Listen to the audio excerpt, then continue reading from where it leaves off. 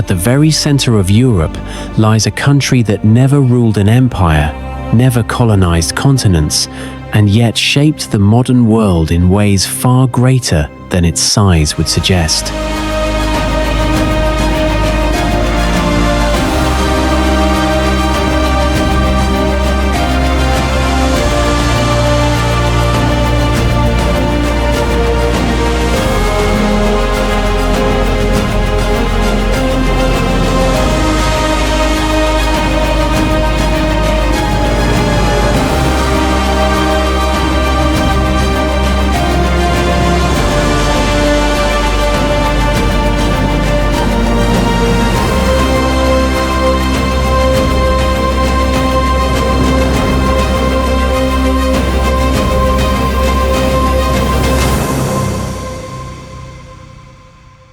Switzerland does not dominate history books with grand invasions or royal bloodlines, yet it stands unbroken while empires around it collapsed into dust. This is a nation built not on conquest, but on survival, not on expansion, but on restraint, not on loud power, but on quiet permanence. Surrounded by giants France, Germany, Italy, Austria, Switzerland should have been crushed, absorbed, or erased centuries ago. Instead, it endured. Its mountains became shields, its valleys became refuges, and its people became masters of patience. To understand Switzerland is to understand how geography becomes destiny, how unity emerges from division, and how neutrality, often misunderstood, can become one of the most powerful political choices a nation can make. This is not just the story of a country. It is the story of a different way to exist in a violent world. Switzerland was shaped long before it was named. The Alps carved its character before humans ever drew borders. Towering peaks, divided valleys, isolated communities, and forced cooperation for survival. Winters were unforgiving. Farmland was scarce. Travel was dangerous. These conditions produced a people who valued discipline, planning, and collective responsibility. While flatter lands allowed kings to project power outward, Switzerland's terrain forced power inward into local councils, village alliances, and mutual defense. Rivers like the Rhine, Rhone, and Ticino made the region a crossroads of Europe, while the mountains ensured no single ruler could dominate it. From the very beginning, Switzerland learned a lesson that would define its future. Survival does not belong to the strongest, but to the most united. Geography did not just protect Switzerland, it educated it. Long before Switzerland emerged as a political idea, the land was inhabited by Celtic tribes, most notably the Helvetii. These early peoples were farmers, herders, and traders who understood the mountains not as obstacles, but as guardians. When the Roman Empire expanded northward, it recognized the strategic value of this alpine region. Roman roads cut through mountain passes. Cities like Aventicum flourished, and Swiss territory became vital for trade and military movement. Yet Rome never fully subdued the spirit of the land. Roman control brought infrastructure and law, but it also revealed something crucial. Centralized power struggled here. When the Roman Empire collapsed, authority vanished almost overnight. Instead of chaos, local governance returned. Villages ruled themselves. Communities defended themselves. Switzerland did not descend into darkness, it reverted to autonomy. After Rome's fall, Switzerland became a mosaic of small territories under loose imperial influence. No strong kings ruled here. Instead, monasteries, noble families, and local councils held fragmented authority. The Holy Roman Empire claimed sovereignty, but its reach was weak in the mountains. life revolved around agriculture, alpine herding, and seasonal migration. Communities depended on shared labor to survive harsh winters. This era forged Switzerland's obsession with local decision-making. Authority was respected only when it was close, visible, and accountable. Power imposed from afar was distrusted. This mindset would later evolve into direct democracy, but its roots lie here in survival under minimal central control. In 1291, 3 forest cantons, Uri, Schwyz, and Unterwalden, formed a defensive pact. They did not seek independence out of ideology. They sought protection from foreign lords, particularly the Habsburgs. This agreement, known as the Federal Charter, is considered the birth of Switzerland. What made it revolutionary was not rebellion, but cooperation. These cantons pledged mutual defense while maintaining autonomy. No king ruled them, no capital dominated them. Power flowed upward from communities, not downward from monarchs. Over time, other cantons joined, attracted by stability and shared security. Switzerland expanded not through conquest, but invitation. The Swiss confederations soon faced military tests. Against far larger and wealthier armies, Swiss militias proved devastatingly effective. Battles like Morgarten and Sempach shocked Europe. Peasants armed with pikes defeated armored knights. Terrain, discipline, and unity turned Switzerland into a defensive fortress. Swiss mercenaries became legendary, sought after by foreign powers. Yet, this created tension. Switzerland's sons fought abroad, but the Confederation itself resisted expansion. Victory reinforced a critical lesson: freedom could be defended, but conquest would destroy unity. The Protestant Reformation fractured Switzerland internally. Cities like Zurich and Geneva embraced reform, while rural cantons remained Catholic. Civil wars erupted. Switzerland faced its greatest threat, not from outside powers, but from itself. Compromise saved the Confederation. Religious coexistence became policy. Unity mattered more than ideology. This painful period reinforced Switzerland's commitment to tolerance and neutrality. After devastating foreign entanglements, Switzerland chose neutrality as survival strategy. By the 16th century, it withdrew from expansionist wars. In 1815, European powers formally recognized Swiss neutrality. This was not weakness, it was insurance. Switzerland remained heavily armed, defensively prepared, but politically detached. Neutrality allowed stability while Europe burned. Switzerland industrialized without colonizing. Precision engineering, banking, pharmaceuticals, and education replaced territorial ambition. Political stability attracted capital. Innovation replaced aggression. Democracy expanded. Switzerland proved prosperity did not require domination. During both world wars, Switzerland remained neutral, but not untouched. Refugees arrived, borders were fortified, moral compromises were made. Neutrality protected survival, but history still debates its costs.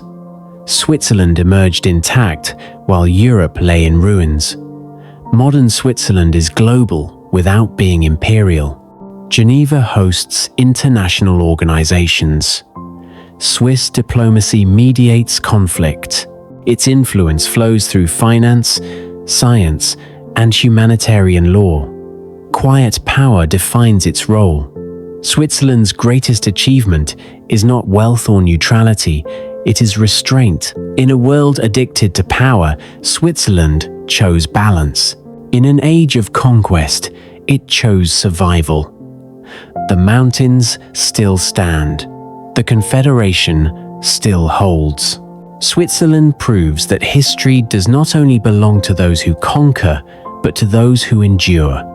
As the Swiss Confederation matured, it did not grow like an empire swallowing land by force, but like a living organism, expanding through trust, necessity, and shared interest.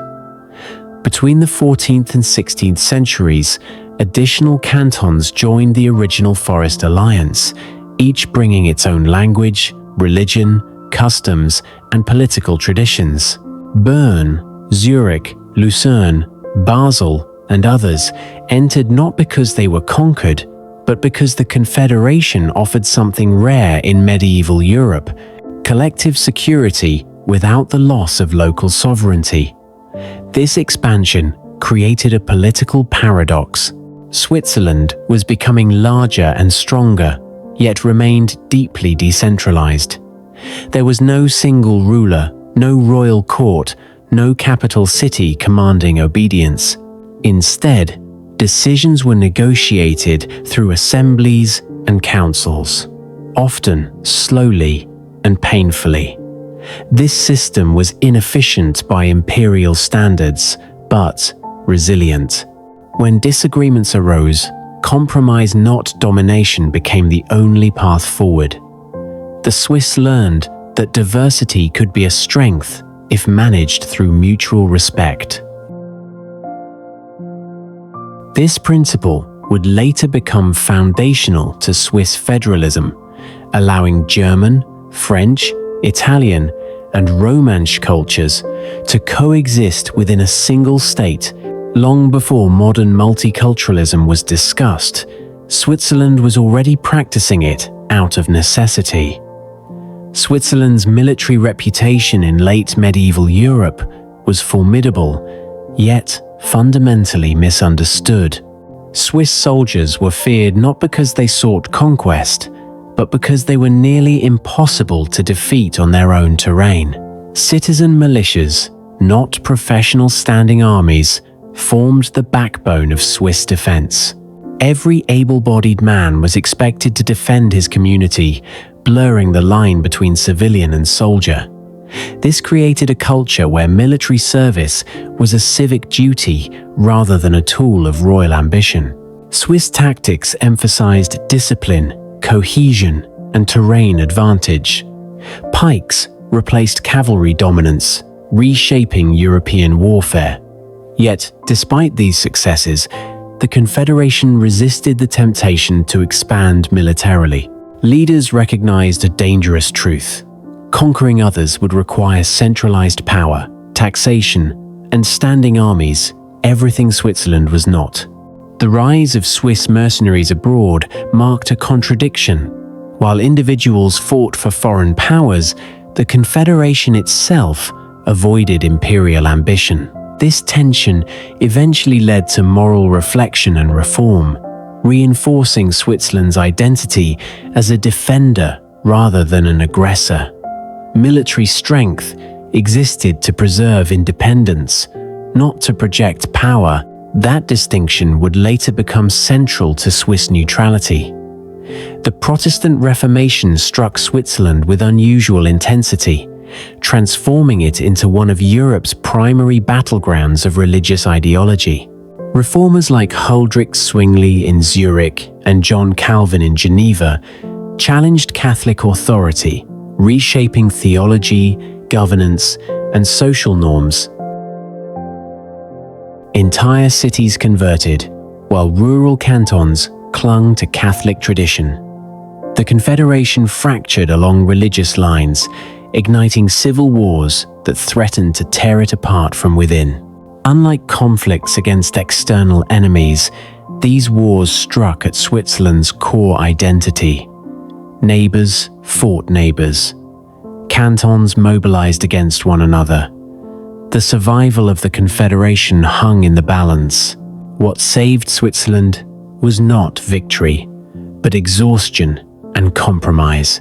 Peace agreements allowed each canton to choose its faith, establishing a fragile but revolutionary principle: religious coexistence under a shared political framework.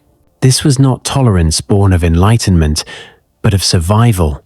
Switzerland learned that enforcing unity of belief would destroy unity of state.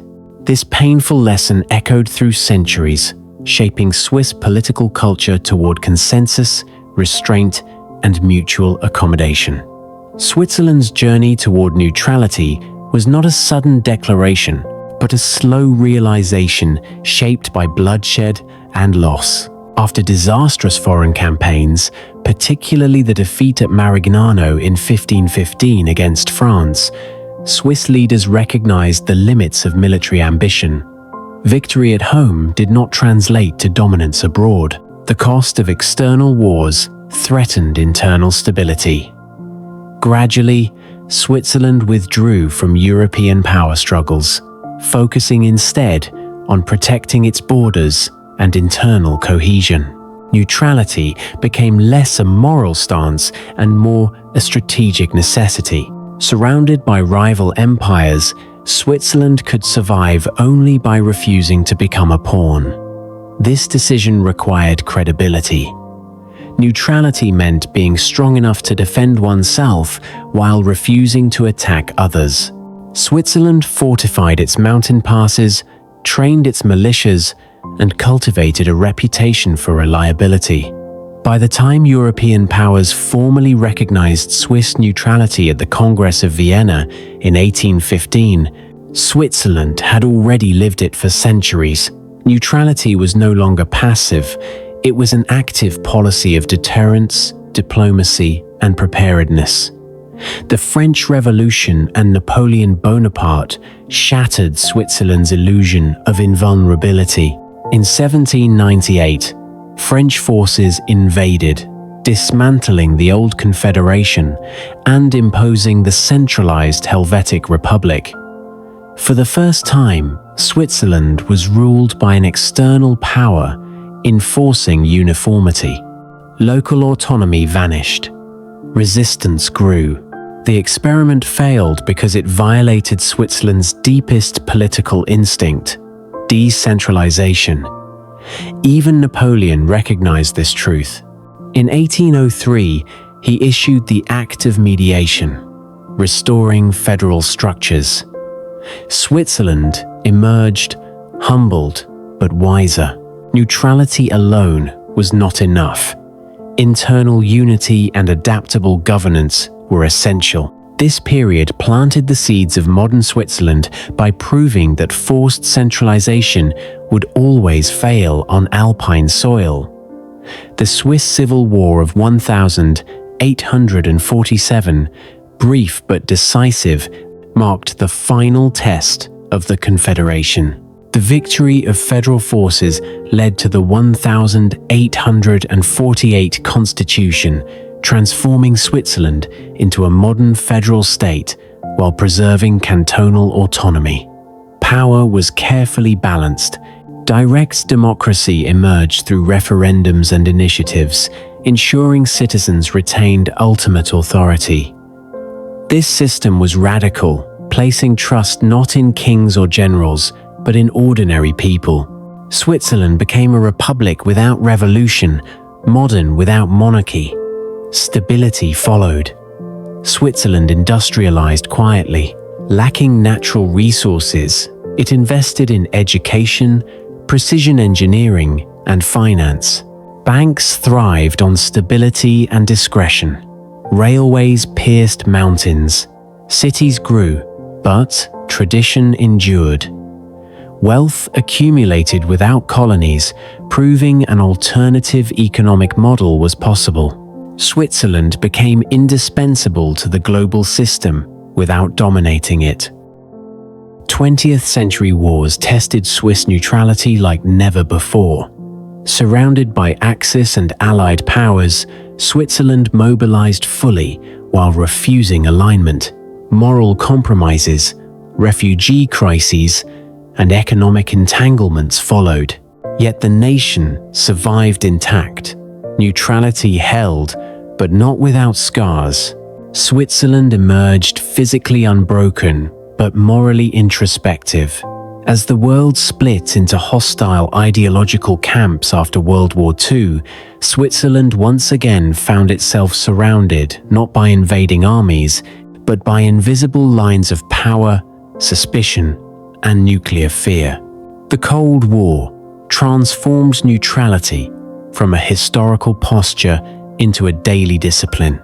Switzerland stood geographically at the heart of Europe, bordered by NATO members and Warsaw Pact states, making its survival dependent on constant vigilance. Underground bunkers were constructed beneath cities, schools, and hospitals, reflecting a national mindset shaped by preparedness rather than panic. Every citizen knew where their shelter was. The Swiss military doctrine evolved into total defense. Not an army waiting at the borders, but a population trained to resist occupation from within. At the same time, Switzerland became a quiet, diplomatic crossroads. Geneva emerged as one of the world's most important neutral meeting grounds, hosting the United Nations European headquarters and countless arms negotiations, humanitarian talks, and prisoner exchanges. Switzerland did not shout its influence, it whispered it behind closed doors. This dual existence, armed yet impartial, cautious yet open, defined Swiss identity in the second half of the 20th century. Neutrality was no longer just about avoiding war. It was about managing proximity to global catastrophe without losing moral and political balance. Few political systems in the world place as much faith in their citizens as Switzerland's system of direct democracy. Unlike representative models where voting ends on election day, Swiss democracy is a continuous process. Citizens regularly vote on laws, budgets, infrastructure projects, and even constitutional amendments. This system evolved not from theory, but from centuries of local assemblies where communities gathered to decide their own affairs. The logic is simple but radical. People who live with the consequences of decisions should help make them. This has created a politically engaged population that values consensus over spectacle. Laws change slowly, but they endure. Controversial decisions are debated publicly, often fiercely, yet once resolved, they are largely accepted. This process reduces polarization and reinforces national cohesion across linguistic and cultural lines. Direct democracy also acts as a brake on radicalism, preventing sudden shifts driven by temporary emotion. In Switzerland, stability is not enforced from above, it is built from below. This system has not been without criticism, especially regarding minority rights and complex global issues, but its resilience has proven remarkable. Democracy here is not a performance, it is a responsibility. Switzerland is not united by a single language, ethnicity, or religion. Instead, it is bound together by a shared commitment to coexistence. German, French, Italian, and Romansh are all national languages, each shaping regional identity while contributing to the whole. Rather than forcing uniformity, Switzerland institutionalized difference. Government documents are multilingual. Education respects regional culture. Political power is decentralized to prevent dominance by any one group. This structure acknowledges a truth many nations struggle with. Unity does not require sameness. Cultural identity in Switzerland is layered. People identify with their village, canton, language group, and nation simultaneously. These identities coexist rather than compete. This pluralism did not emerge easily. It was forged through centuries of negotiation and compromise. Today, Switzerland's linguistic diversity is not seen as a weakness, but as a defining strength. It allows the country to act as a cultural bridge within Europe, comfortable navigating multiple worlds without fully belonging to just one. The Swiss Alps are more than mountains, they are history carved in stone. For centuries, they served as natural fortresses, protecting valleys from invasion while isolating communities from one another. This isolation fostered independence, self-reliance, and local governance. Over time, the Alps became symbols of freedom, endurance, and national identity. Swiss art, literature, and tourism all reflect this deep relationship with the land. Engineering feats like tunnels, railways, and bridges transformed barriers into connections, proving that Switzerland's strength lay not in conquering nature, but in adapting to it. The Alps also shaped Swiss military strategy, economic development, and environmental consciousness. Even today, the mountains influence daily life, reminding citizens that survival here has always depended on balance between human ambition and natural limits. In Switzerland, the landscape is not background scenery. It is a silent participant in the nation's story. Modern Switzerland built prosperity not through size or resources, but through specialization and reliability. Precision manufacturing, pharmaceuticals, finance, and technology dominate the economy, all rooted in a culture that values accuracy, long-term thinking, and trust. Swiss watches became symbols of time mastered. Banks became symbols of stability, though not without controversy.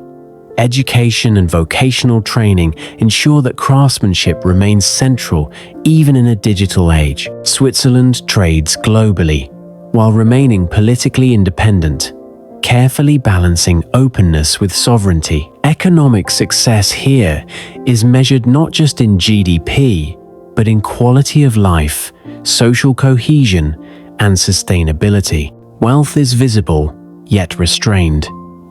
Luxury exists, but excess is culturally discouraged. The economy reflects Swiss values: controlled, deliberate, and resilient. In the late 20th and early 21st centuries, Switzerland underwent a demographic transformation. Immigration brought new cultures, religions, and perspectives into a traditionally conservative society.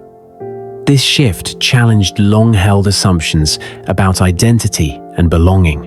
Integration became a national conversation, not explosive, but persistent. Policies emphasized responsibility, language acquisition, and participation in civic life. While tensions exist, Switzerland's institutional strength has allowed adaptation without fragmentation. The country continues to redefine what it means to be Swiss, not by blood or origin, but by participation in shared civic values.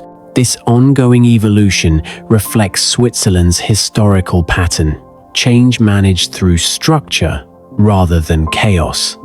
Today's Switzerland stands as an anomaly in a restless world, a nation that moves slowly while everything else accelerates. It avoids dramatic gestures, yet exerts quiet influence. Its neutrality remains intact, though constantly tested by global crises. Its democracy remains participatory, though challenged by complexity. Its identity remains plural, though pressured by globalization. Switzerland does not claim perfection. Instead, it offers a model of restraint, balance, and patience. In an age of noise, Switzerland endures through calm. It survives not by dominating history, but by outlasting it. Switzerland's greatest global influence has never come from armies, fleets, or empires, but from an idea: help without control. Nowhere is this more visible than in its humanitarian legacy. Geneva became the beating heart of global humanitarianism, home to the International Committee of the Red Cross, born from the vision of Swiss citizen Henry Dunant after witnessing the horrors of the Battle of Solferino in 1859. His belief that suffering should be eased, regardless of nationality, reshaped international law. The Geneva Conventions, signed on Swiss soil, became the moral framework for warfare itself. Switzerland's neutrality gave it credibility.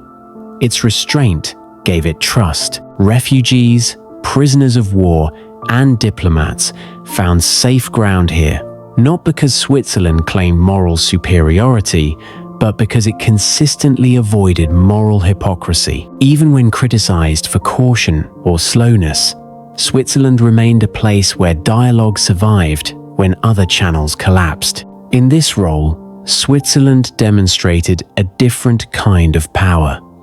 Influence built on consistency, reliability, and quiet endurance rather than fear or force. Yet Switzerland's history is not untouched by shadow. Neutrality, while protective, has also invited scrutiny. During World War II, Swiss banks handled assets linked to Nazi Germany, some of which were later revealed to include stolen wealth and unclaimed accounts of Holocaust victims. For decades, these truths were avoided, buried beneath legal frameworks and institutional caution. When the reckoning came in the 1990 seconds, it challenged Switzerland's self-image as a purely moral actor. Investigations forced public debate, compensation agreements followed, and historical accountability became unavoidable.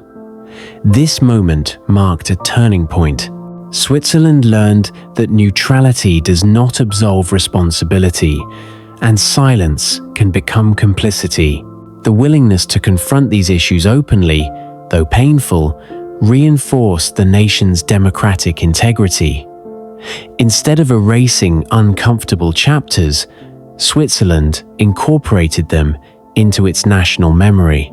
This reckoning did not weaken Swiss identity, it deepened it, proving that maturity lies not in claiming innocence, but in acknowledging complexity. Traveling through Switzerland is not simply moving through space, it is moving through time. Medieval old towns coexist with modern infrastructure. His belief that suffering should be eased, regardless of nationality, reshaped international law. The Geneva Conventions, signed on Swiss soil, became the moral framework for warfare itself. Switzerland's neutrality gave it credibility.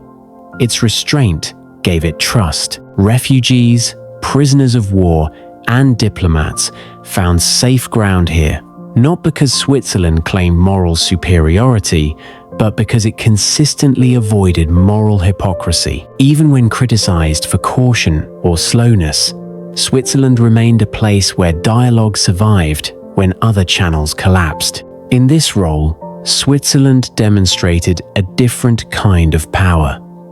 Influence built on consistency, reliability, and quiet endurance rather than fear or force.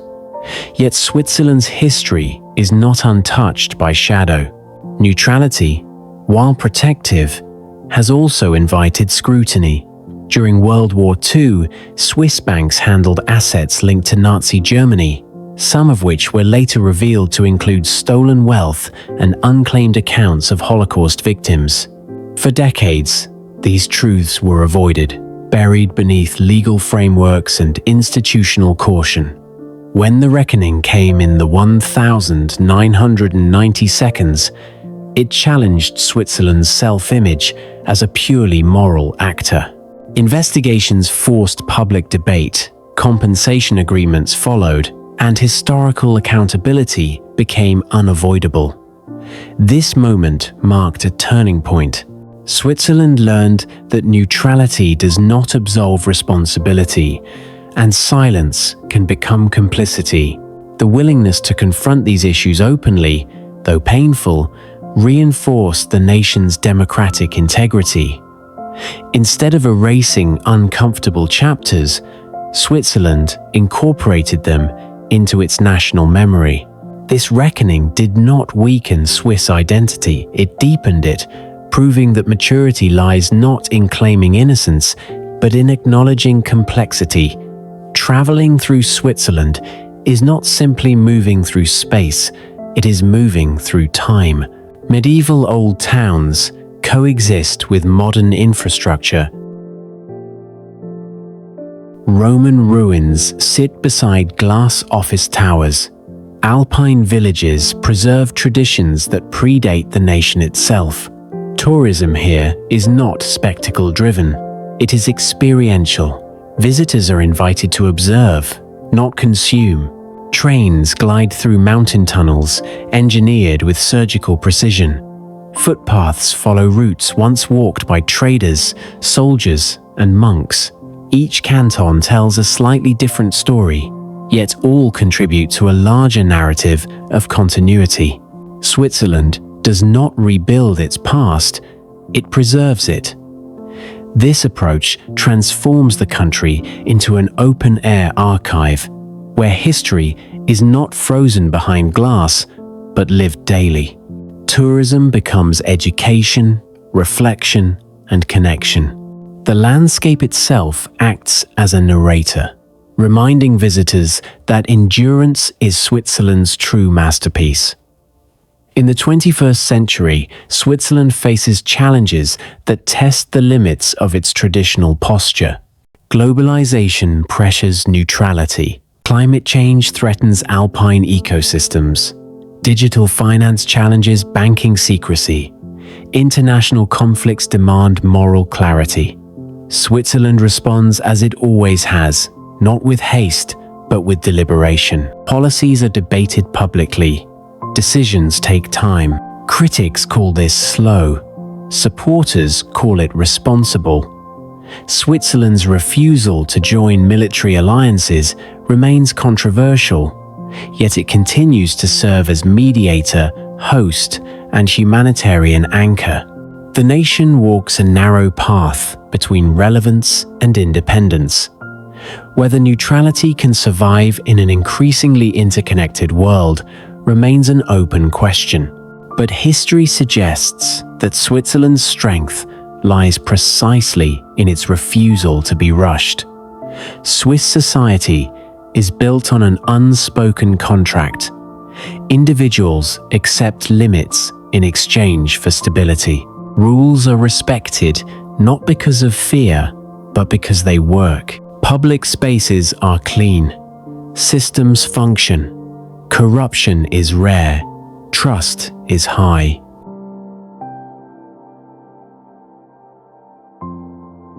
This mindset did not emerge overnight. It was cultivated through centuries of local governance, accountability, and collective responsibility. Freedom here is not loud or performative. It is practical. It allows people to live predictable lives in an unpredictable world. This cultural restraint can appear cold to outsiders, but beneath it lies a deep commitment to fairness and continuity. Switzerland does not promise greatness, it promises reliability. Switzerland's story challenges modern assumptions about power, progress, and identity. It proves that a nation does not need conquest to endure, nor domination to influence. It shows that diversity can be managed without erasure, that democracy can be participatory without chaos, and that neutrality can be active rather than passive. Switzerland's success lies not in extraordinary moments, but in ordinary consistency. Its history is not defined by dramatic revolutions, but by patient evolution.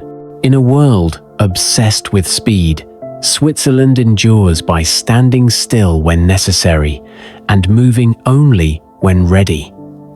Switzerland was never meant to exist. Geography divided it. Language fragmented it. History threatened it. Yet it survives not by accident, but by choice. Choice to compromise rather than conquer.